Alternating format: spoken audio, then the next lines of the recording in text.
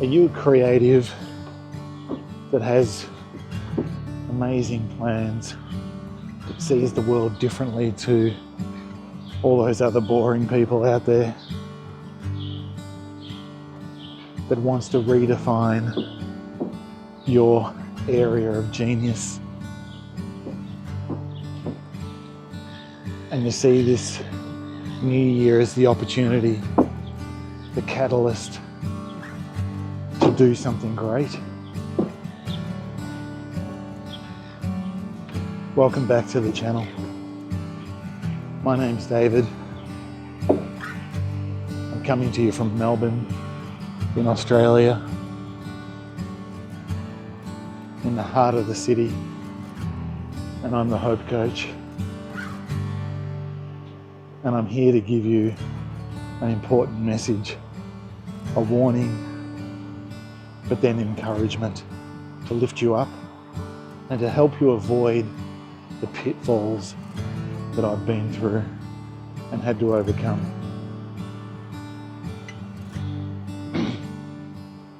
As a child growing up, I believe I saw the world very differently to everybody else around me, and people either loved me or didn't, and I didn't understand why. I had a very different sense of humour. I didn't fit in at school.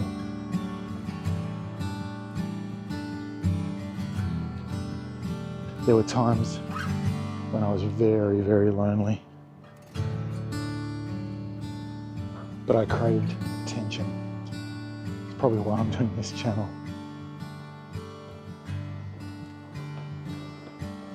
But actually, as a creative, you want to fit in, but you don't. So as an adult, there were people who loved me, who saw my creativity and my zone of genius, which was dealing with people. And I'd been fixated on coffee and pastries for probably 15 years. And everybody knew David was the coffee man. David was the man to ask where to get the best pastries from. Debbie and I were just fascinated in spending time with each other and discovering these little hidey holes where the best coffee in Melbourne was created and the best pastries were served. So one day I had an opportunity to start a partnership with my brother-in-law, who I love, who's my best friend. And he said, David, you're going to regret life if you don't follow your passion. I had a very secure government job at the time, paying what I thought was very good wage. It had set Debbie and I up for a very comfortable retirement. But being a creative, you don't want to leave anything on the table. You don't want to live your life with regrets. And I knew that I had this image of what would make a fantastic cafe. And so without Debbie's blessing, I went ahead and I started this cafe with my brother-in-law. And we sunk all of our savings and more into it. And we created a very, very special spot. It was in an industrial area of our town.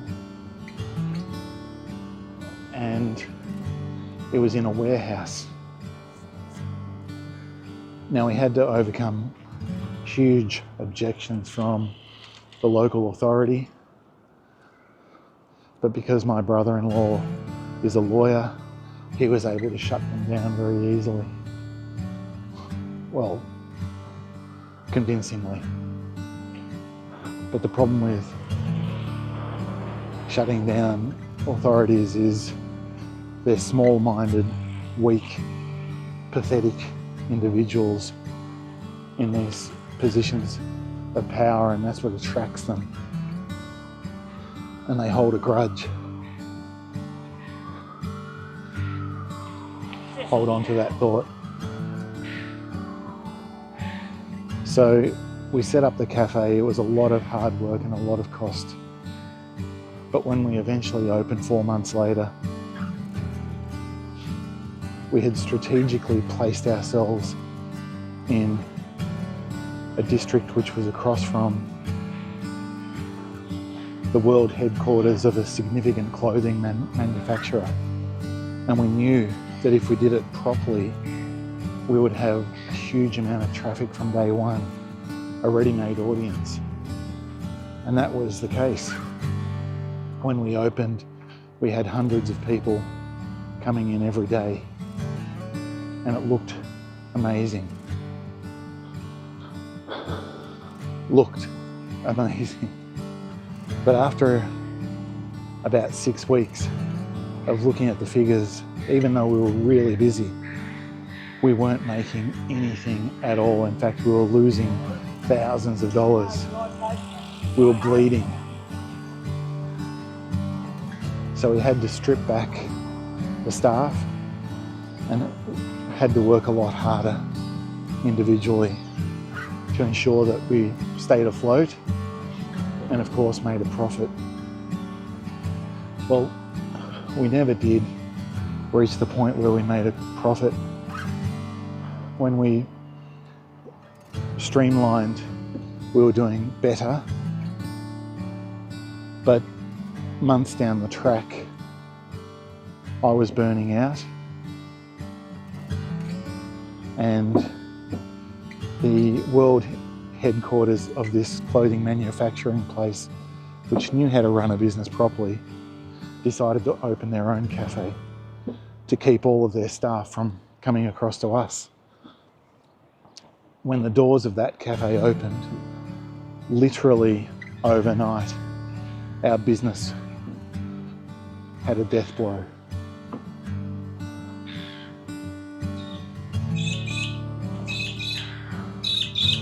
So we struggled on, we hobbled around wounded, knowing that death was imminent. And my brother-in-law, who's extremely clever, came up with a strategy to close down the business and to walk away. At that point, I didn't feel that I could walk away, and so he said, "David, you can just have it. If you can't walk away, you can just have it." And that must have been difficult for him to say that, because he had invested heavily in the business as well. And I'm sure that there are regrets. So what did I do? Put my creativity hat back on, and I decided to open a restaurant, an American barbecue style restaurant. And this is where things got very complicated. This is where the council, the authority, with their long memory and their vengeance point of view, came in and made life incredibly tough for me, to the point where I invested so much money trying to overcome what they were doing that I just couldn't keep going. And even though the restaurant opened to great applause, to hundreds and hundreds of people wanting to be a part of it, I couldn't go on. I was wounded and I was broken, and I had to abandon ship. That was the hardest time of my life.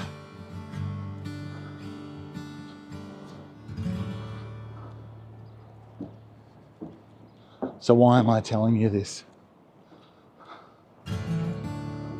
As a creative, you absolutely do have incredible vision. You absolutely do have a zone of genius unlike any other.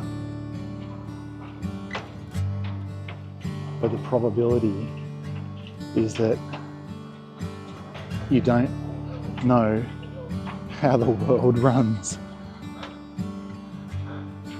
Maybe you're one of the blessed ones that does have that ability as well as that zone of creativity. But I certainly do not, and the others who are similar to me do not either.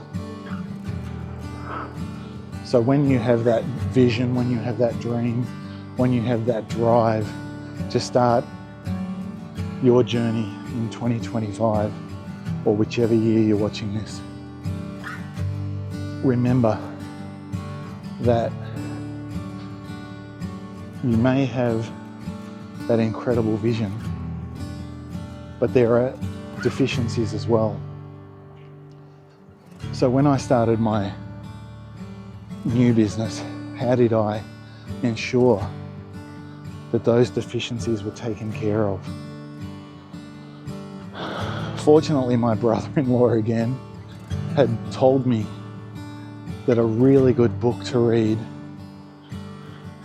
would help me with that obvious gap that I have.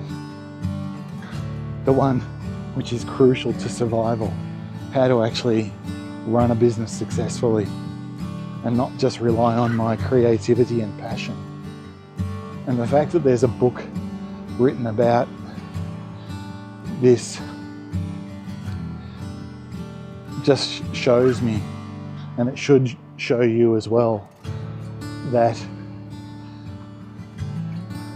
all creatives, all people who are geniuses in that area of thinking have the same problem.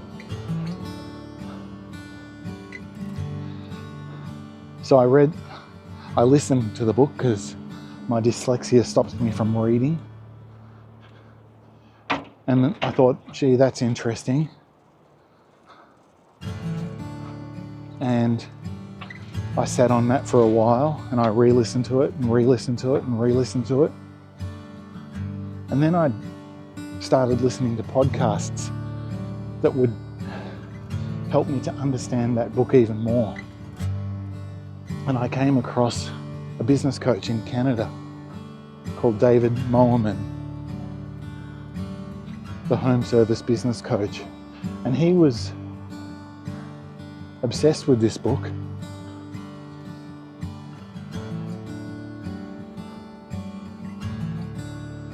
And his coaching is based around this book. And he happens to do the work that I was very interested in doing.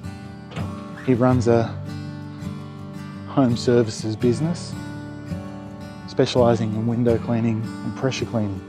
And that's exactly what I was aiming to set up. And so I reached out to David Mowerman, knowing that I had the creativity to set up a unique business, but I didn't have the ability to run a successful business. He took me on board. He showed me all of those skills that I needed. He taught me how to outsource the things that I was not good at, or I didn't enjoy, or that bored me. And 3 years later, Debbie and I have a wonderful business, and every time there's something that is difficult that comes up, we look at ways to outsource it. Any time that there's something that's boring to me, which is a lot of things, we work out a way to outsource it. And Debbie's wonderful because she knows that if I'm spending time in the business doing the work, we are not as successful as when I'm working on the business, using my creativity and zone of genius to build the business.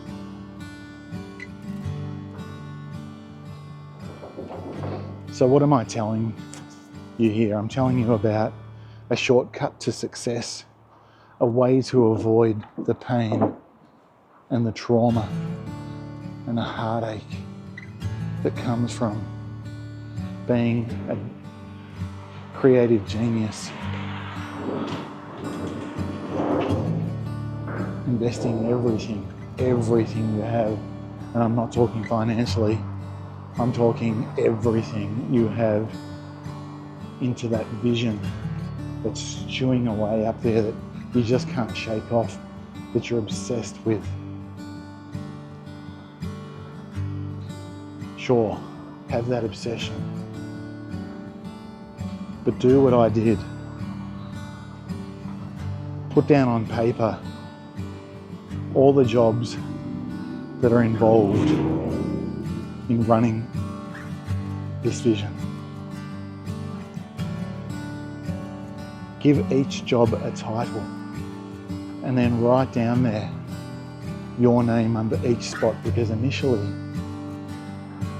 it's going to be you who's running every single aspect of this vision. As you grow, bring people on board that can replace you under that heading.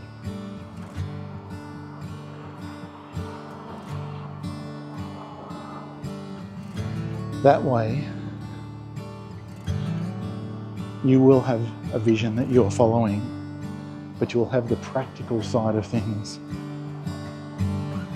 to ensure that you have the cash flow and the success you need to keep that vision flowing. So what are some of the roles that I've outsourced?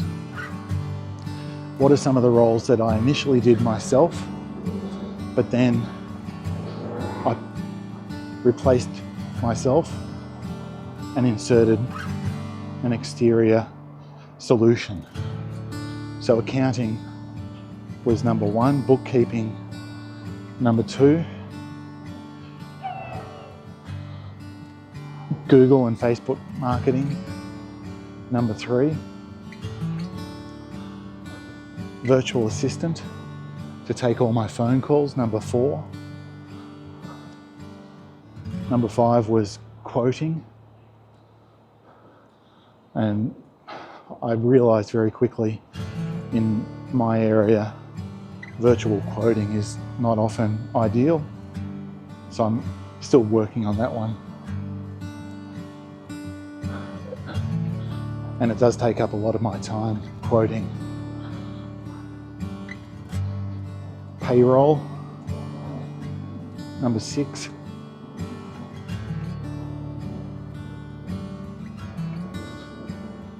And the list just goes on. So I recognize that anything that bores me, anything I'm not good at, anything that's going to take a long time to learn, anything that I'm never going to be an expert at doing, I'm going to outsource. Now, I do love cleaning. I do love window cleaning. I love pressure washing. It's really satisfying, actually. Those videos are true. But I recognize if I'm on the tools, I can only earn X amount of dollars. If I'm training somebody up to be on the tools, I can triple that income. So that's another strategy. Write down all of the roles that you have, put $1 per hour allocation to them. So in my case, accounting, $50 per hour, bookkeeping, $30 per hour, answering the phones, $25 per hour, working on the tools, $30 per hour, and so on. But the work that I do, it's hundreds of dollars per hour. Getting the work in, talking to customers, upselling to them, hundreds and hundreds of dollars per hour. So of course, in the early and mid parts of my business journey, I'll be doing those jobs.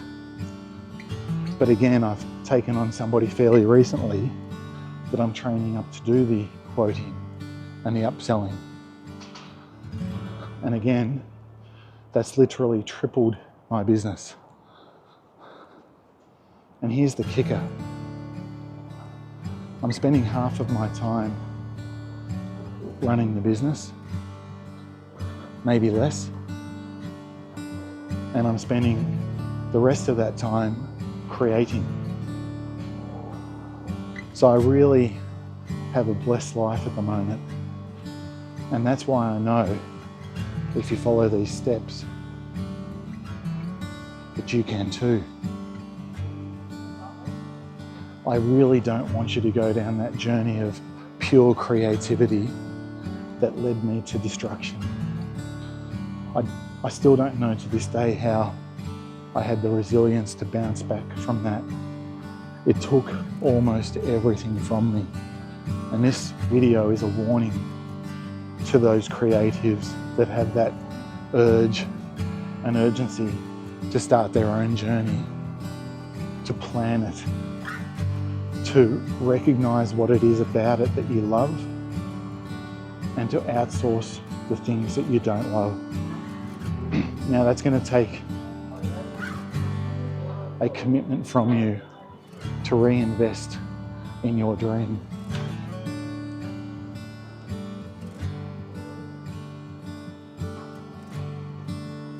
It's so important that you put a time frame on reinvesting.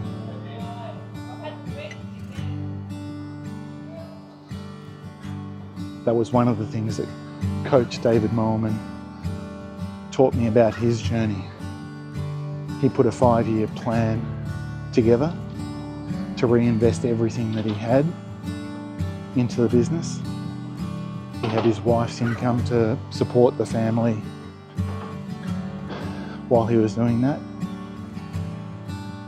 And when you reinvest strategically, as I've outlaid, and wisely, the benefits are massive. And thanks to the coaching that I've had, I've been able to trim that 5-year vision of reinvesting into less than 3 years with the help of coaching and with the help of being diligent around all of what it takes to run a creative business strategically. If you found this video helpful, I'd love you to do me a favor. Would you go to the comments section and put in there the word creative? If you do that, it's going to show the algorithm that this video is important to you and to people with your interests. I want to help as many people as possible, and that's one way that you can help me do that. Please do that for me. Go to the comments and put that word in there. Creative. I love you. I'm thinking of you. I pray for you every day. I want the best for you. My name's David. I am the Hope Coach. Hope Coach out. Hello, Red Dog. Hello, Red Dog. Hello, Red Dog. Hello, Red Dog. You good girl. You good girl. You good girl.